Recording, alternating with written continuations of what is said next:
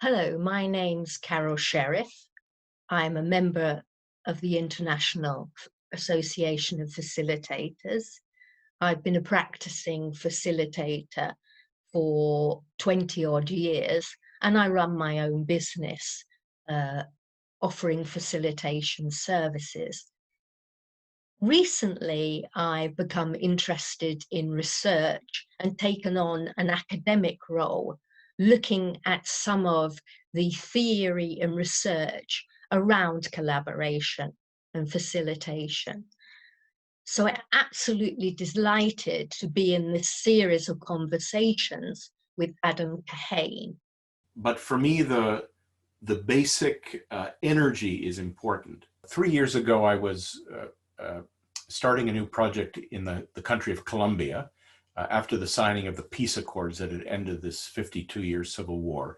And I was working with a group of stakeholders in a very difficult part of the country that had a lot of violence, and the people were coming together, former guerrillas and business people and politicians and peasants and Black Colombians and indigenous Colombians, etc., to see if they could work things out. And it was a very challenging, very energetic workshop. And one of the participants is a fellow I'd met before. His name is Francisco de Roo. He's a very well-known Colombian. He used to be the head of the Jesuits, and he had just been named the head of the Truth Commission in Colombia to investigate all the terrible things that had gone on during the Civil War. And so I was very surprised he was at this local workshop. He'd just been appointed to this big job, and I asked him why he'd come, and he said, well, he was interested in seeing, how you get people to work together, or how, what was involved in working across such differences. And anyhow, we started the workshop, long first day, was going quite well. Francisco comes up to me at the end of the first day, running up to me before dinner, and he says, I see what you're doing. And so now I said, well, what am I doing? And he said, you're removing the obstacles to the expression of the mystery. So this to me was really interesting, and I've spent most of the last 3 years trying to understand what that sentence means, and I'm writing it, just finishing this week a new book which is about that. So this is the idea that the essence of what we're doing as facilitators is removing obstacle, you could say, removing obstacles to the expression of the highest potential of the group. And so I have a long technical idea about what those obstacles might be. In brief, I think the basic obstacle is the conventional way of working. But let me just give you a couple of examples of what it means to remove obstacles, because I think those practical things are the way to understand it. So for example, it's always interested me that in our workshops, one of the activities we do, which is the simplest possible activity, is the one that everybody likes best and always puts in the evaluation forms they liked and they want to do again. And the exercise is the following. We're going to lunch. Could you look around the room, find somebody different from you, the person who you think is most different from you, who you never imagined you'd be able to talk to, and go for a walk with them for half an hour before lunch. There's really nothing that could be simpler. And yet, oftentimes, it's really a big deal. So that's an example for me of a very simple thing, probably the simplest kind of activity you could imagine, but that removes an obstacle. In this case, the obstacle of disconnection, the obstacle of not knowing or have any normal human relationship with other people, or only having a formal or work relationship with people. And it's very significant to me that it's going for a walk, because when you're walking or sitting side by side, you're looking ahead, you're going through the world together. You're not referring to your papers. You're not on the phone. You're simply having uh, an ordinary human connection with somebody and talking about what's going on or what's happening in your life or whatever. So this is a really simple example, but this is what I mean by when Francisco said, I see what you're doing, you're removing the obstacles to the expression, the mystery. This is an example. You're doing as a facilitator, you're doing something simple, the purpose of which is to remove an obstacle that prevents people from working together. In this case, the obstacle of them being not having a connection or a relationship. So one of the things I really like in this book, and there are many of them, is that you liken conventional collaboration to like a planning meeting. I think, oh my goodness, you know, possibly half my career I've been facilitating planning meetings rather than, and we'll go there in a minute, sort of stretch collaboration. And you also mentioned previously that this conventional collaboration can be one of the obstacles facing groups. So can you tell us a little bit more about, you know, your frame, how do you think of conventional collaboration and where's it going wrong? Yeah. So I also have started my career as a facilitator doing strategic planning. I was a strategic planning analyst in companies and at Shell, and my degrees are in physics and economics. So I have a very, I guess you could say, rationalist approach to getting things done, a rationalist masculine approach to getting things done. And so what I've realized is there's a conventional way to get things done that I think most people imagine is the only way to get things done. And it has a very well-known series of steps. You could call this a recipe for conventional collaboration. First, you need to agree on what the problem is. Then you need to agree on what the solution is. Then you need to agree on what's the plan of activities to get from where you are now to where you want to be, to achieve the objectives, to implement the solution. And then you need to agree who's going to do what to implement those activities.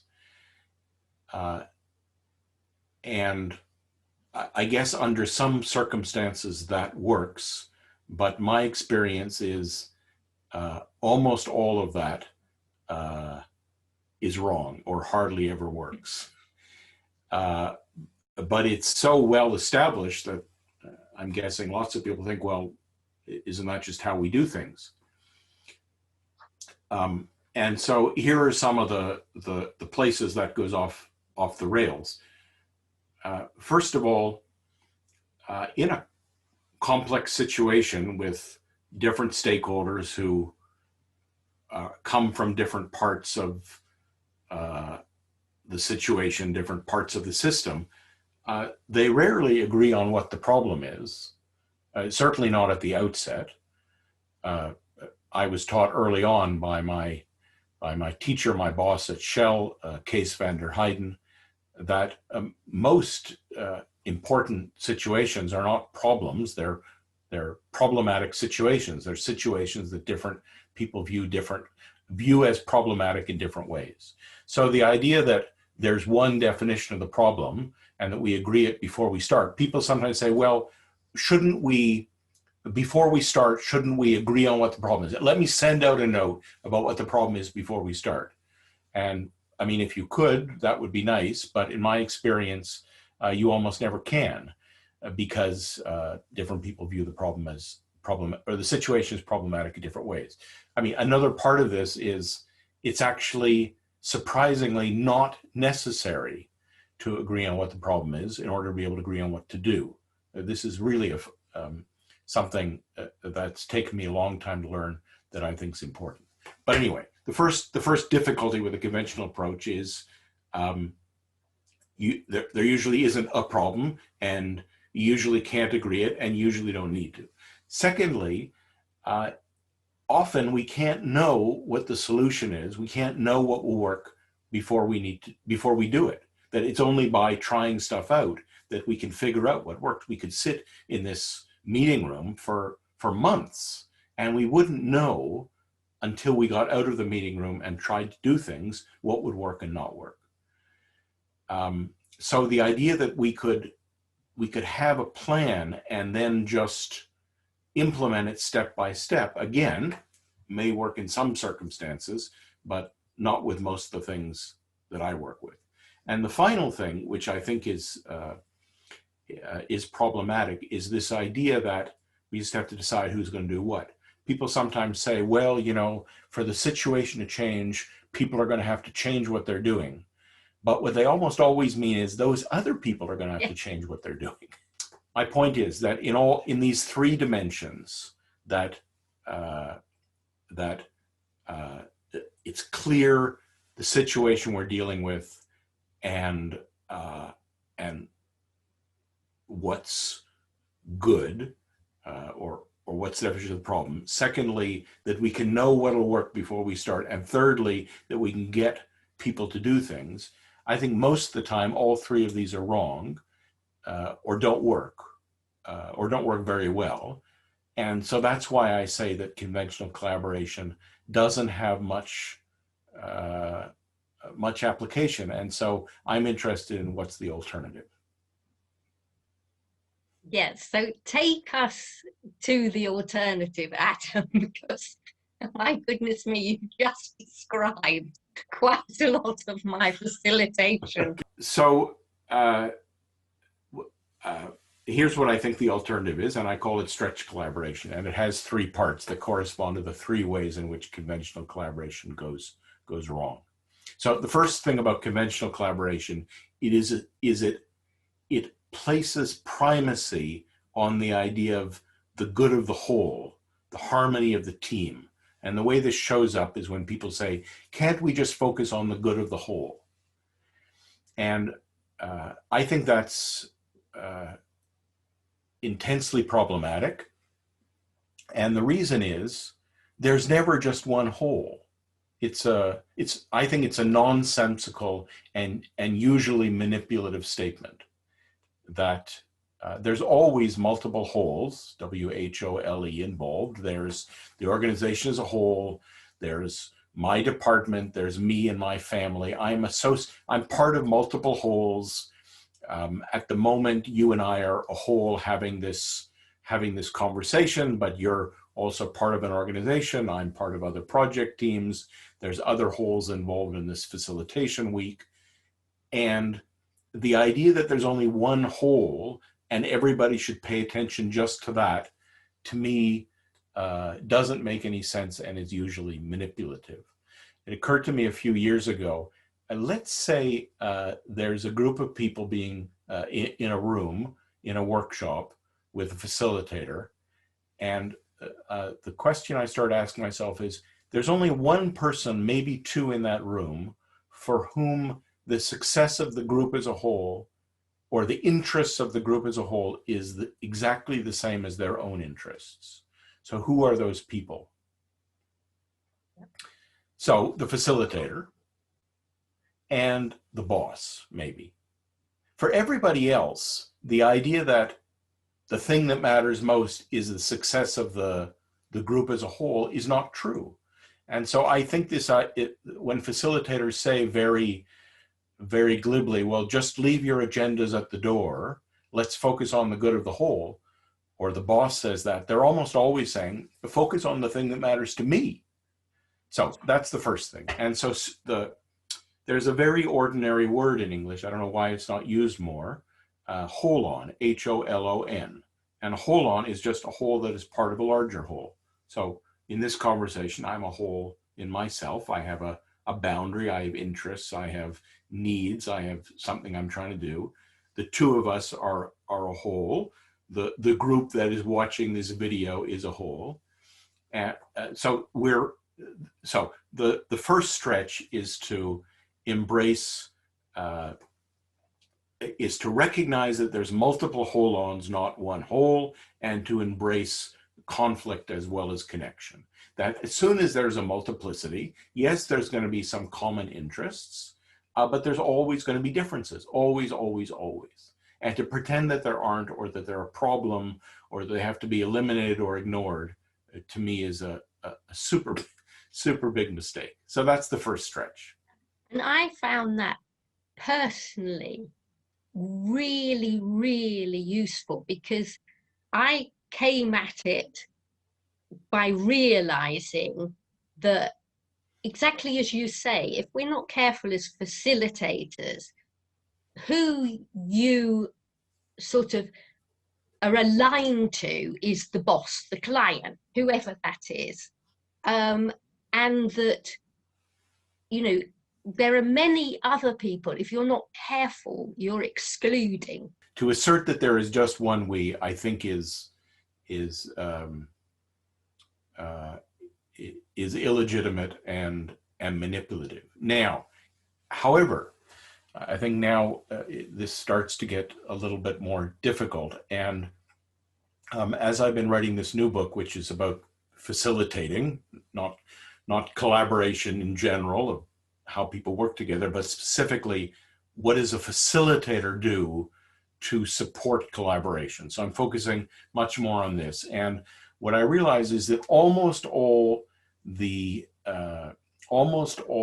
crucial and difficult issues in facilitation, or I would say all of them, are polarities. And you may know this whole wonderful body of work. Well, many people have worked on it, but particularly I like the work of Barry Johnson in this. And so almost all of these issues are polarities. And to take this particular one, we're dealing with